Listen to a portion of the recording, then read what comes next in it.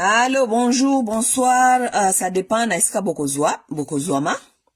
Bon, naza na ta ebelete tika malmo na kota na sujet na ngai. Je pense que bomoni sujet na nga na komi wana kai kwamba azana zemi, zemi ya nani le peuple congolais a le droit de savoir. OK? Bon, mes chers amis, bon, ngana ngai na ekolobela sujet oyo parce que je voulais un peu orienter les débats, OK?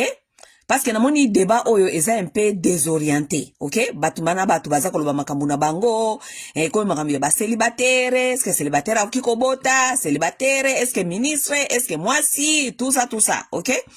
Moi je ne pense pas que débat oyo ya Kaikwamba eza na niveau wana, et que célibataire tout ça, non.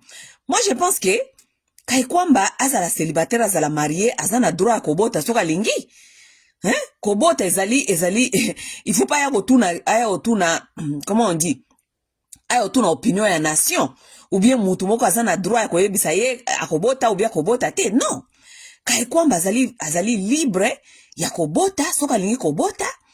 OK, ça ne dit pas que soka mutu azali célibataire et que aoki kobota te. Ça c'est vraiment mal orienté ces débats. OK?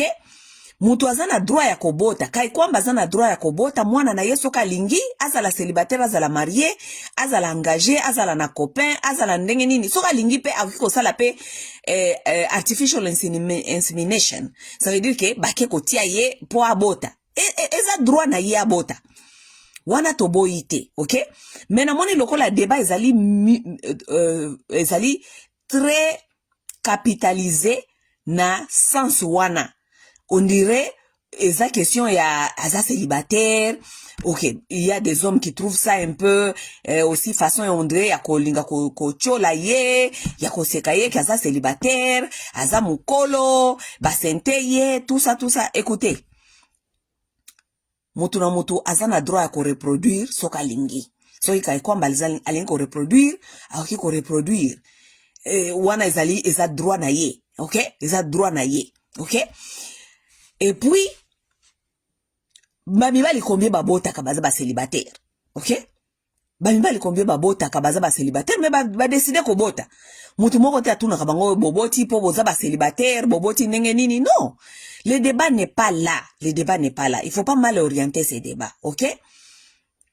Moi je vais vous dire là où nous devons focaliser sur ces débats ya Kaikwamba. OK? Kaikwamba kobota ou bien kobota te wana j'ai déjà dit que ezali choix na ya kobota soka lingi kobota ki kobota za mutu mukolo aza responsable azali si elle trouve que elle veut un enfant elle peut le faire. On n'a pas besoin ya kubana kokota na kati ya ba débat eza un peu trop bas ya koloba ki aza célibataire te wana komi kolanda vie privée à moto et puis komi harcèlement. OK, komi harcèlement beaucoup komi ko harceler moto. Mais moi j'aimerais bien orienter ce débat na niveau mususu. OK, na niveau nini? Bon, Kaikwamba azali pas n'importe quelle femme. OK, parce que na Congo wana basi babota ka mikolo nyonso baza ba célibataire babota na bango aza célibataire te et puis kozala marié linko lobate kende oza na droit kobota parce que ba marié pe mingi babota na katanda kwa mabala na bango bana mibali na bango te. OK, so le débat n'est pas là. OK, kozala célibataire linko lobate ke oza na droit kobota te. Non. OK, parce que basi ebele ya mabala babota bana ya mibali na bango te na kati anda kwa mabala. Donc le débat ne doit pas être là. OK? Kaikwamba zana droit kobota soka lingi. Le débat n'est pas là. Maintenant, moi je veux orienter ce débat na niveau mususu. OK? Kaikwamba n'est pas n'importe quelle femme. OK? Parce que na mboka wana basi ebele bazali kobota na bango ndenge balingi. OK? Za droit na bango ya kobota. OK? Mais Kaikwamba azali femme politique. Non seulement azali femme politique, pas n'importe quelle femme politique. Kaikwamba azali tête ya diplomatie ya Congo. OK? C'est la tête de la diplomatie congolaise. Voilà. Ça veut dire Kaikwamba azali mwasi oyo na mboka wana azali ko représenter non seulement image ya mboka azali ko représenter aussi bon azali ko représenter basi oui mais azali ko représenter d'abord image ya mboka, n'est-ce pas? Ndenge nini tozali ko teka mboka libanda, n'est-ce pas? Ça veut dire que biso peuple congolais na manda wana azali na yango tozali kopesa ye confiance ke azali mutu toki kopesa confiance akende kobundela biso bitumba diplomatique po alonga yango aya nango na mboka. Ok, n'est-ce pas? Ça veut dire ce n'est pas n'importe qui cette femme. Vous voyez? Ça veut dire so ibomoni kai kwamba kei quelque part akei ko loba na kombo ya mboka ezali mboka nde mandaté. C'est très important. Bo retenir le kambwana. Ok? Alors, na poste wana koi kwamba zali nango. Biso ba Congolais tozali na droit ya koyeba. Est-ce que cette femme, c'est une femme sérieuse? C'est une femme qui n'est pas sérieuse? Est-ce que c'est une femme qui a des bonnes valeurs? Oui. Est-ce que ça n'a pas valeur? Yamalonga? Oyo toki ko pesa ye certaines responsabilités yamboka ame makalibanda? Est-ce que c'est une femme légère? Quelles sont les relations de Kaikwamba avec les hommes? Oui, c'est une femme célibataire. Même si c'était une femme mariée, parce que quand la célibataire, une colobate kaka kende ozali légère. Oui, il y a des femmes mariées qui sont légères. Bisonyo so toyebi makamboyo. Toyebi ke basi ya mabala mingi pe na kati ya politique wana baza ba femme légère. Ba yaka libanda wa kolala na ba politicien mosusu alors que baza ba femme mariée. Nous connaissons tous l'histoire de la politique congolaise, n'est-ce pas? Bon, mais est-ce que Kaikwamba azali mwasi oyo azana ba valeur sexuel o ezali bien pona tango akendaka libanda kuna ko représenter biso ou bien ko kende ko si représenter diplomatie congolaise. Parce que cette place là, elle ne doit pas être donnée à une femme qui est légère. OK? Oui, oui. Elle ne doit pas être donnée à une femme qui est légère sexuellement. Cet espace-là ne doit pas être donné à une femme qui n'a pas de bonnes valeurs morales, sexuelles. Non. Parce que azali ko kende na makambu ya mboka libanda, azali ko kende ko teka diplomatie congolaise libanda, azali ko kende ko bunda bitumba libanda poto gagner diplomatie. Ça veut dire elle doit être une femme de caractère, une femme qui n'est pas légère, une femme qui a de bonnes valeurs morales sexuelles. Vous comprenez? Parce que so azali mwasi moko azali na ba valeur morale te, azali na ba valeur sexuelle ya bien te, c'est une femme qui va faire tomber la diplomatie parce que so azali femme légère oyo balala kalala ka n'importe comment, ba mibali nyonso babanda konde ko lala ye kuna diplomatie ko tambola te, akokende ko teka diplomatie pour na ba plaisir na ye sexuel. Voilà là où nous devons orienter ce débat. OK? Voilà là où nous devons orienter ce débat. Et c'est notre droit de questionner, de savoir quel genre de femme elle est. So azali mwasi azali femme légère, tokoki ko liebisa bakoki ko pesa ye position wana te. So azali mwasi azana ba valeur ya kitoko te sexuelle, morale, bakoki ko pesa ye place wana te parce que akokende ko teka mboka mabe. Akokende meme ko teka ba secret ya mboka. Aki kozala mwasi oyo soka zana ba valeur ya bienté sexuelle ba oki kokende kuna ba melisi ba masanga ba lali na ba hôtel ba yibi masolo na biso ya mboka. Nous avons le droit de savoir avec qui elle tourne cette femme, avec qui elle a affaire cette femme. Bolinga te ko intimider ba tu bolo ba bango ke baza ko tuna makambo ya koi kwamba ba ko tuna makambo ya kwamba. Moi je pense que le débat doit être réorienté na niveau wana. Nous ne devons pas être un peuple qui envoie une femme à la tête na diplomatie oyo toyebi ba valeur na sexualité. Non, non, non, non. Non, Kaikwamba doivent nous expliquer. Elle ne doit pas venir nous intimider ici pour nous dire qu'elle va nous porter plainte. Non, Kaikwamba. Bapesio Moussala Bakongolais, tu travailles pour nous. Nous, on te paye. Tu ne dois pas aller là-bas te comporter n'importe comment. Biso toyebi ke, oza célibataire, toyebi mobile no obi makanayete, toyebi mobile na yo ninite, oye la biso zemi. Pourquoi pas c'est que, tant ozali kokenda makamuna ba diplomatie kuna toyebite avec qui tu as affaire là-bas. Toyebite soko zali ba valeur na sexuelle ezali nini. Toyebite soko zali mwasi o ba melisa ba masanga comme ça ba leki na ba hôtel. Toyebite Kaikwamba. Donc il faut pas venir nous intimider. C'est notre pays, nous avons droit. Tozali ko futo mbongo ba Congolais. Soko za kolia mbongo na biso te okoko no mazemi na ondengo lingi ça ne nous concerne à rien. On en a rien à foutre avec zemi na yo. Mais okiko kende to ila biso zemi. Et puis, on limite pas Congolais ba tout na yo, Kaikwamba. Ba diplomatie on ozali kokende ozali kokuta na ba mindele ba américain o bazali na ba intérêt na bango qui n'a rien à voir avec nos intérêts nous les Congolais. Ba diplomatie on ozali kokende kokuta na ba ministre ba autorité ya ba Rwandais qui n'ont pas des mêmes intérêts que nous, n'est-ce pas? Kai kwamba nenge toyebi asalaka liboso na je crois la organisation internationale. Elle a été au Rwanda, elle a habité là-bas, elle a eu des relations là-bas. C'est que nous sommes en train d'attendre ngana yoki ke azalaka na mo copain na ye ya Rwandais. OK, ce qui ko azalaka na copain ya Rwandais. Pourquoi est-ce que Kai kwamba azali na difficulté à kolakisa biso copain ya Rwandais? Mais est-ce que Kai kwamba c'est une grande fille? Elle a droit à une relation amoureuse ou bien elle a droit à un copain? Ça ne doit pas nécessairement être un mariage. Si elle est engagée et qu'elle a un amoureux ou bien elle a un copain, pourquoi est-ce que Kai kwamba a la difficulté de nous montrer à son partenaire? Parce que biso toyoki ke azana partenaire ya Rwandais. Pourquoi Zéo Kassoni a kolakisa ke partenaire nazali Rwandais? Ça veut dire que quelque part ayebi ke ça cause problème. Bosco soko zana partenaire à Rwandais. Est-ce que Rwandais wana azali un pro-Kagame ou bien azali pas un pro-Kagame? Pourquoi elle a des mal à nous montrer son partenaire?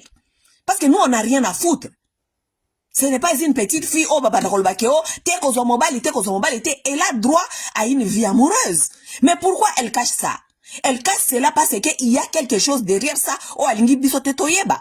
Et cela maintenant nous pousse nous à chercher les informations, de connaître qui nous représente dehors. Soki Kai kwamba azali na copain na azali Rwandais. Sikoyo Kai kwamba memize mi soki memize mi ya Rwandais. Nous sommes en train de dire tozo kotala ba hypothèse nyonso. Soki Kai kwamba memize mi ya Rwandais. Kai kwamba azali kokende kosala diplomatie biso mboka na biso tozali na conflit na Rwanda. Sikoyo Kai kwamba alobi na biso ke il faut accoporter pas tout plainte parce que il faut protéger mwana na ye. Botko Kai kwamba soko memize mi ya Rwandais. Sikoyo tangu to okende kosala diplomatie oko protéger intérêt ya ba Congolais ou bien on protéger intérêt à moi na yo sokaza Rwandais. Ce sont des questions que nous devons nous poser. OK? Kai kwamba soko memize mi américain parce que toi es partenaire na yote. Tu nous laisses pas au possible son choix. Il faut to imaginer. Et nous ne connaissons pas pourquoi yo maman mobimbo le kisi 40 ans ozoko linga ozoko bomba mobali ozali na ye. Ça veut dire quoi? Oh mais nous allons chercher ma chérie. Nous allons chercher. Kai kwamba soki ozoko bimana américain memisi ozemi. Yo zali tête ya diplomatie ya Congolais ya ba Congolais. Yo zali ko kende ko représenter biso parce que il faut kende ko win ba bataille nyonso. Ça veut dire que nous to pèse confiance que tant ozoko kende ko représenter diplomatie, ozoko kende ko bunda guerre diplomatique, il faut remporter ba guerre diplomatique nyonso. Si quoi so conflit d'intérêt commis na papa o toyebite o ya memisi ozemi so kazali américain toyebite intérêt ba américain comme avant so ki américain wana komi ko chichoter on na matoi ko yebisa okay o te boye yo ko ta l'intérêt na bango parce que azali mwana na so ka aza américain o ba nota l'intérêt na bango bien ko bundela l'intérêt ba congolais pour na biso to remporter diplomatie. C'est ça des questions que nous devons nous poser. Donc boye bisa biso teke toza na droit ya koyeba papa mwana Kai kwamba zali nani ou bien Kai kwamba memize minenge nini. C'est notre droit.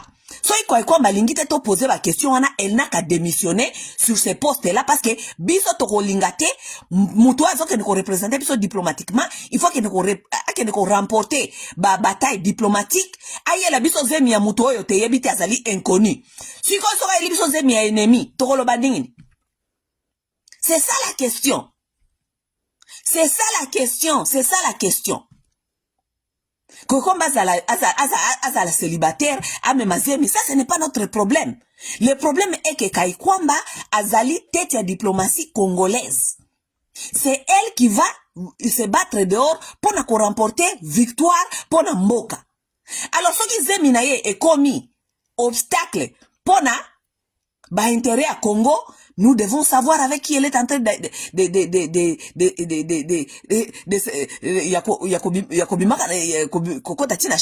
nous avons intérêt à les connaître. Tozana intérêt à koyebango kai kwamba soko lingi toyeba te ezali soi-disant vie privée na yo ozana vie privée te tanki kozali kolia mbongo na biso et kozali kokene ko représenter biso libanda kuna oye la biso makambo toyebite te kai kwamba tozana droit ya koyeba. Tozali na droit ya koyeba parce que to boy lobby ba surprise tozo kende ko mutazo kende ko bundela soko diplomatie ba échec na ba échec ba échec na ba échec. Pourquoi? Parce que to yebite soki amemi zemi ya banguna. Maintenant il faut à protéger intérêt ya bato bazali ko chichoter na matoi to yebite ba comportement na ye moro sexuel ezali nenge nini. Est-ce que azali fille azali légère, azali fille azali fille moko? Parce que écoutez kwa kwamba elle a plus il paraît ça na plus à 40 ans kala wana nyonso kai kwamba zaki na azape na droit comme mazemi kala wana nyonso. Mais pourquoi seulement sikoyo? Nous devons nous demander des questions. Est-ce que kai kwamba azali ko kende ko sakana na bambongo na biso na ba hôtel? Oui. Pourquoi maintenant? Pourquoi me mise mi wana kaka sikoyo? OK? Est-ce que kai kwamba ce n'est pas une fille sérieuse qui est en train d'aller na kata ba hôtel parce que na betela ki bino lisolo ya makambwele kaka na ba hôtel awa soki batu oyo ba ye na ba Washington, na ba New York. Je vous avais parlé de cette histoire. Comment est-ce que ces gens ici viennent seulement ici dans ces hôtels dépenser notre argent kolala naka lokola banyamazamba. Je vous avais parlé de ça. J'ai fait toute une vidéo sur ces séries-là. Maintenant, nous devons savoir Kaikwamba tous ces années-là, pourquoi même Kizemite aye comme mango kaka siko yo tango azali ko sala diplomatie. Biloko na bango bazoke na ba hôtel mikolonyoso na ba hôtel mikolonyoso. Bazoke ne ko lala na kakuna ule tozo tinda bango misala, ule ba kende ko sala musala, bazoke ne ko lala na lokola ba nyama zamba na kati ya ba hôtel. Si matango abimi na zemi kuna biso totuna te. Totuna te. Muto memi diplomatie toza na pays en guerre. So ikai kwamba azali na ba comportement ya légèreté. Azoko tambolaka na masolo ya mboka na ba valise na ye. So aza muto aza légère. Eke bazuye kuna balali lalie na ba hôtel ba yibi ba information ya mboka ekei. Biso ba congolais totuna te parce que kwa kwamba za nani. Tofuta kaimbongo na biso azali mosale ya ba congolais tozali na droit ya kotuna ye aza na droit ko expliquer biso so kwa kwamba za na alingo expliquer biso te elle n'a qu'à démissionner et on s'en fout de sa grossesse. So kwa kwamba zala ke sika zalité mututa nga tuna grossesse na ye baza ko tuna ngo parce que azali chef ya diplomatie ya Congo atambola kana na makamana biso na maboko ako ndo kolala kala kana ba tout oyo biso to yebite les gens inconnus que nous ne connaissons pas qui ils sont. Ça c'est dangereux pour la nation. Totuna te. Kai kwamba soko lingite totuna démissionne parce que ba congolaise lelo na lobby donc tozana droit ya komemaka bazemi na kobota soki tolingi mutu te atunaka. Mais yo na position ozali nango na makambo tozali kotinda yo sala ozana droit te ya koyela biso zemi ya inconnu. Yo mama mukolo boye okoki komemela biso zemi te oyebisa biso okosa biso ubio bomba ka partenaire. Non. Parce que sali mutu mukolo ozana droit ya kozala na vie amoureuse, ya kozala na copain, ya kobota soko lingi. Mais soko zali ko bomba ngo ça veut dire il y a quelque chose derrière ça et nous devons savoir parce que to futa ka mbongo na biso, to banda ko tinda ka hôtel diplomatie, pour que na ko lala kana ba hôtel ou bien soko zali légère, balala kana kana ba hôtel na banguna babotolo masolo ya mboka. OK ka kwamba quelque chose d'autre. Est-ce que Zemi o ezali à Félix? Ce qui Zemi ezali à Félix, ce n'est pas une bonne chose non plus. Parce que Kaikwamba, azali muto azali ko sala diplomatie pour na ba Congolais, pas pour Félix. Ça veut dire que ce qui Zemi ezali à Félix, ça veut dire que Kaikwamba, il faut démissionner. Pourquoi? Parce que elle ne va pas aller représenter les intérêts des Congolais en dehors. Akobana ko kende ko représenter ba intérêt à Félix. Ça veut dire que biso ba congolais il faut toyeba ke so ke zali zemi ya nani. C'est notre droit légitime. Kai kwamba zali ministre te ya kokende ko représentaka ba intérêt ya Félix Tshisekedi. Azali kokende ko représenter intérêt ya mboka na peuple congolais. Ça veut dire que comme mazemi ya Félix aussi, ce n'est pas une bonne chose parce que kai kwamba Félix bandako yebisa makamba ko bandako loba kuna o ezali kokende na intérêt ya Félix, pas pour le peuple congolais. Donc kwamba retirer maloba na yo wana oya koyebisa biso ke okoporter batu plainte parce que bakoti vie privée na yo te vie privée zali awate parce que ozali femme publique ozali femme politique et puis place wana ozali okoki ko mema zemi n'importe comment te oya ko yebisa ba congolais ba tuna te papa azali incognito tuna te soko memi zemi ya munguna biso to tuna te to bandafanda kaka bwe na mboka kaka bwe esheki côté diplomatie nzoka ndenge yo yebi makambo zali ko sala kuna soki zemi ya Rwandais sikoyo biso na Rwanda tozali ko bunda soki zemi ya Rwandais biso na Rwanda tozali ko bunda siko diplomatie yo chef ya diplomatie okokotela nani okokotela Rwandais papa ya mwana na yo obi okokotela biso ba congolais soki zemi ya américain biso na ba Amerique tozala ba intérêt ekokani te okokotela papa ya mwana na yo américain obi okokotela biso ba congomani soki zemi ya Félix okokotela Félix okendo kosala diplomatie pona Félix obi okosala diplomatie pona peuple congolais wana nde foto yeba metika ko yebisa biso ki okopote batu plainte okopote mutu moko te plainte parce que les Congolais ont droit de savoir parce que bafuta ka yombongo na bango ozwaka mbongo ya contribuable mbongo na biso ya kolta o eza ya biso nyoso ya mboka yango efuta ka yo salaire yo zane loko ko yebisa biso te biso neto zane loko ko yebisa yo il faut to yebisa kabino ba vérité. Vous n'avez rien à nous dire, c'est nous qui avons des choses à vous demander. Et lorsque nous vous demandons des comptes, il faut venir vite nous les dire. Ok? Kai kwa bato sengyo, papa ya mwana il faut yebana. Soka yebanite, tu dois démissionner. Il faut pas venir ici qu'on va manipuler peuple congolais kolobana ke ozali ko bundela ba droit basité, ozali ko bundela ba droit basité. Parce que mutu moko te attaquer basi yo mususu oyo babota, mutu moko te parce que le Congo bataka mutu moko te po abota parce que papa mwana yebanite ou bien ataka mutu abota parce que azali célibataire parce que non, le débat est mal orienté. Ozali ko défendre droit ya mwasi moko te parce que basi ba congolais babota kana bango. Olingyo kosa biso ke ozo ko défendre droit ba femme congolaise parce que to bossa na ke oyo zali tête ya diplomatie congolaise. Tu ne peux pas nous amener zemi ya inconnu te il faut to yeba papa mwana azali nani peut-être aza munguna ya mboka il faut to yeba oui il faut to yeba kwa ikwamba soko linko yebisa biso te tinaka démissionner kwa ikwamba. OK? Tu nous dois cette information. On ne demande pas cette information à toutes les femmes congolaises, on te demande à toi. Ok? Tu nous dois cette information. Si tu ne veux pas nous donner cette information, tu n'as qu'à démissionner. Ok? Basi belé bazana na parlement, basi belé bazana kata gouvernement na ba bota ka mikolo nyonso toyi ba papa bana bangote. Mais yo ezana ba position mususu na mboka wana oyo tokoki ko laisser aller te légèreté. OK? Nalobi te ke ozali légère pozo ko bota. Nalobi bongote. Nalobi ke ba valeur na yo na position ozana ngona mboka wana ba valeur na yo sexuelle, ba valeur no moro. Tozana besoin nango. Tobano tinda te mwasi azali ko kino représenter pays diplomatiquement, donc anazali mwasi ya molangwa, mwasi ya légère, oyo ba kiko zwa n'importe kana ba hôtel, ba kiko kosa ye, ba melisie, ba lalie, ba memisi bazemi, si ma ba botolier masolo ya mboka. Te. Nalobi te ke c'est ce que tu es. Je suis en train de dire que ezali nalobi te ke c'est ce que tu es. Nalobi ke ça ce sont les droits ya biso ba kongomani to yeba. Quel genre de femme tu es? Eza droit na biso to yeba. Toki una pesa ote masolo ya mboko tambola kanango to yebi te ba valeur na yo eza ya ndenge nini. Te.